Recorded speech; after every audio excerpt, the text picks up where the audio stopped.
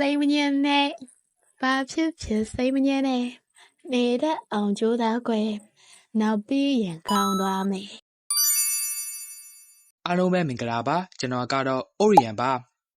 ကျွန်တော်ကတော့ဒီ channel မှာ web က BL စာအုပ်တွေကို author ဖွင့်ပြချက်တွေယူပြီးမှ audio နဲ့ဖတ်ပြပေးသွားမှာပါ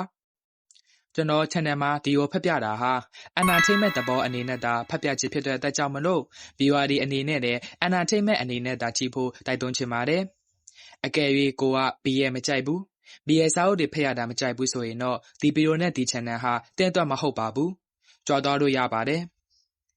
ဒီလိုမျိုး audio ဖတ်ပြတဲ့နေရာမှာကျွန်တော်အပြင်တခြား admin 9ယောက်တည်းရှိပါသေးတယ်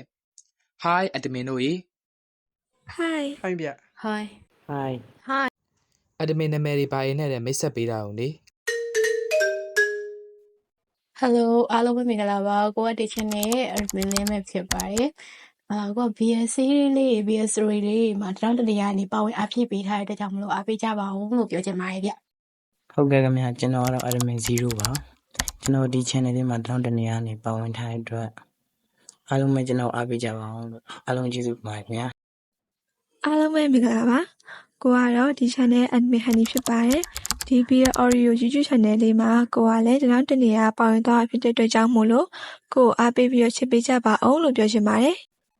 အားလုံးပဲမင်္ဂလာပါကျွန်တော်ကတော့ admin ညိုသွေးပဲဖြစ်ပါတယ်ကျွန်တော်လည်းဒီ audio book channel လေးမှာတလောက်တနေရာကနေပါဝင်အားဖြည့်ထားတဲ့အတွက်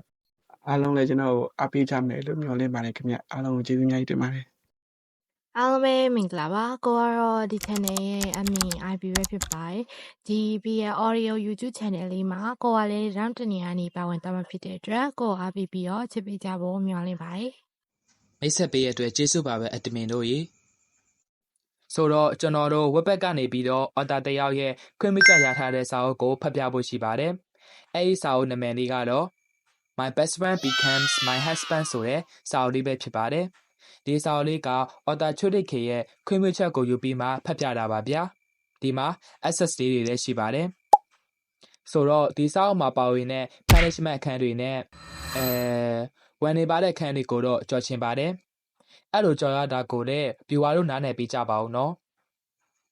အဲ့တော့ကျွန်တော်တို့ admin ဖွဲ့ကို support ချင်တယ်ဆိုရင် subscribe ခလို့လေးကိုနှိပ်ခဲနောက်ပြီးတော့ကျွန်တော်တို့နောက်ထပ်ဘယ်စာအုပ်တွေဖတ်ပြရမလဲဆိုတာကိုလည်း comment box မှာရေးခဲ့ပေးကြပါဦးနော်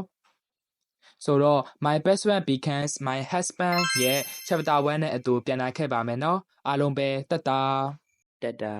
တဒါ bye bye တက်တာ Bye bye